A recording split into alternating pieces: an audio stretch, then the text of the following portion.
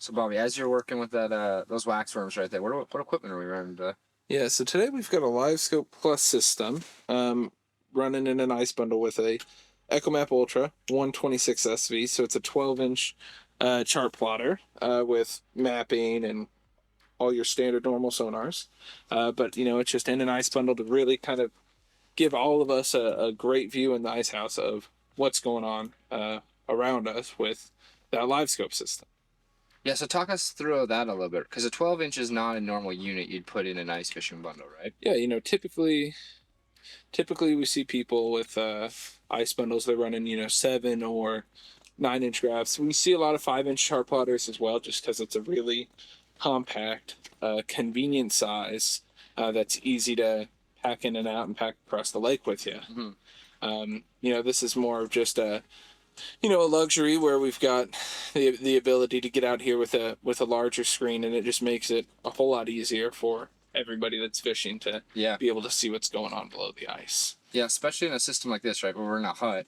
Exactly, we're in a hut. We've got 4 holes drilled, and still, everybody across the ice house is going to be able to see what's going on, which is just makes it more enjoyable for everybody. Totally. It's not probably for everybody. If you were being mobile, you may want something a little bit smaller to jump around. Yeah, that's what's nice with our Echomap family. There's multiple graph sizes to choose from to kind of find something that meets your needs rather than just some random unit that's been thrown in a box for you. Absolutely. Yeah, this school is just on the side. Yeah, they're starting about 10 feet to the right of us, and they go out to about 40 or 50 feet. So it's a decent sized little group of fish that keep checking us out, and it's been a nice start to the day, given how windy and how cold it is. I'm sure you can hear, and it's really just made for a nice start to a pretty tough day of fishing if we were out on the ice right now just running around for the holes. Yeah, so what is it, minus, I don't know, probably now. The high today was at 2 a.m. And it's just getting colder all day. Yeah. That feels like temperature with the window was somewhere around minus 33. So we're in here with a little heater going. Gotta take our jackets off. Yeah. Not risking frostbite. Yeah, take a break from everything and kind of just focus on hopefully just fishing on this school of fish. Yeah. No, that's what's crazy about Livescope is since, everything you're seeing is in real time, it really kind of gives you a perspective of exactly what you're looking at. You're able to look at your graph and make an educated guess at, okay, that's a school of crappie that we're targeting. You're not going to see them just as marks that might just turn out to be, a group of bait. We can tell by the size of these returns that we're getting that these are sizable fish, and might stop looking pretty sleepy. They're just checking it out. They're just giving it a lick. Yeah, we just had a big one come right up. Smell it again. 2 in a row, basically. That was probably very most likely the same fish. So the school's just off of us, so we are doing these big, long strokes to kind of act like some fallen bait. And we're drawing just 1 or 2 of these off every time we do it that are interested in this.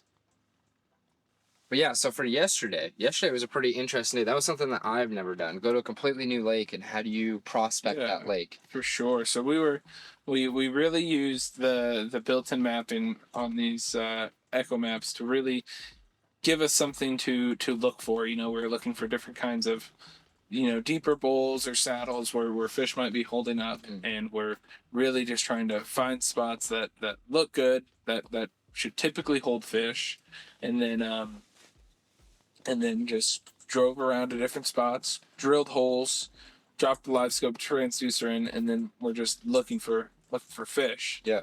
And we found lots and lots of bait fish and all that stuff, and then it wasn't until the afternoon where we really got out, found the right spot, and then really got into a big school of fish that we were just hole hopping around and chasing around and really just were able to stay on top of. And that's when things got western. Yeah. We really got out and started ripping some lips and pulled some really, really quality fish through the ice. Yeah. Let's run a clip of that right now. Oh, there we go again. Okay. Man, what a fish. That's awesome, man. This is what it's all about. Is that a good shot with the sun in the back? Yeah. Nice. But talk us a little bit more through the mapping. Like you mentioned bowls. We were looking for structure, but like, what does that mean when you're looking at a map? Like, how do you identify that as somebody that maybe hasn't used some mapping before or fished with that? Yeah. So when you're looking at the maps on a chart plotter, you're really paying attention to the contour data that it's showing you, because that's really kind of the only way you're able to picture, what's going on below the surface, and kind of, as anglers, where fish like to hang out. Mm-hmm. And so you're just looking for, similar areas that kind of meet your criteria that you're looking for, and then you go out and see if they're there. And with our built-in mapping, you're able to overlay depth range shading, which gives you the ability to kind of color code different depth areas. So just at a glance, you're able to tell if you're headed in the right direction for the right depth that you're looking for. If you're looking for weed beds or anything like that, where your fish are liking to hang out, you can kind of color code that depth area, so it's just easy for you to glance at your chart plotter rather than having to zoom in a little bit to see, okay, that's at 17 foot or 27 foot or however, whatever you're looking for. You're able to just kind of know what you're looking for and get after it. Yeah, and you kind of identify a little bit of that with species, right? Depending on what type of species of fish you're going for. Year, what's going on, whether it's open water or you're ice fishing, there's a lot of factors that are going to go into that. So time of year, weather conditions, wind conditions, things like that might be driving fish to different areas. So let's see if we can get this guy to commit real quick, Croc. Okay, I'm good. We'll use up my bags. Gotcha. There's a big one right below you. He swam out of the cone. So, and he swam away. Look at that. So I'm doing a lot of jiggling, and that seems to not let them bite. So I'm gonna try to change this up a little bit. Keep it still. Yeah, I'm gonna try a little more still, maybe just a small. Yeah, just small little bounces. That's what I was doing, and it wasn't. Yeah.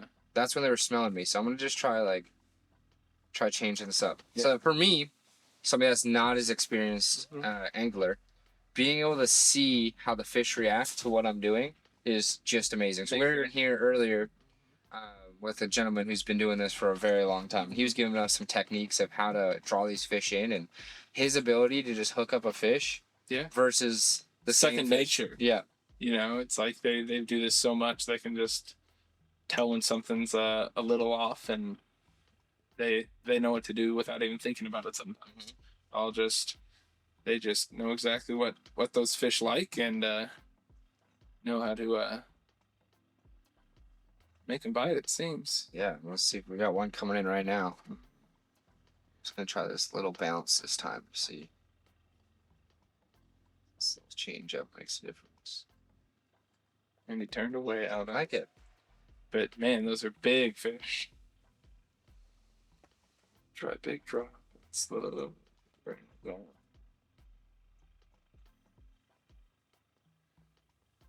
Yeah, so we were talking a little bit of our experience yesterday.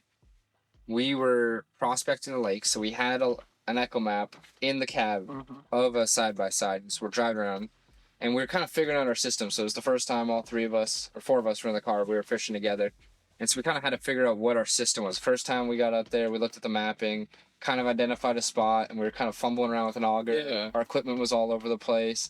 By the time we got to the fourth hole, we had the whole bundle sitting off the back, auger ready to go, pulled the auger off. We left the bundle in the actual back of the side-by-side, and we're drilling a hole right beside it, so you could just plop the Livescope in there, pan around, and see if there's fish, and then we were able to kind of jump around from there. It made it a whole lot easier than unpacking everything every time, just for us to pack it right back up and head off. So it really, trying to stay as mobile as possible is key to success, is what we're learning. So even if you do have a lot of equipment, you can still do things to try and stay as mobile as possible so you can get around to where the fish are.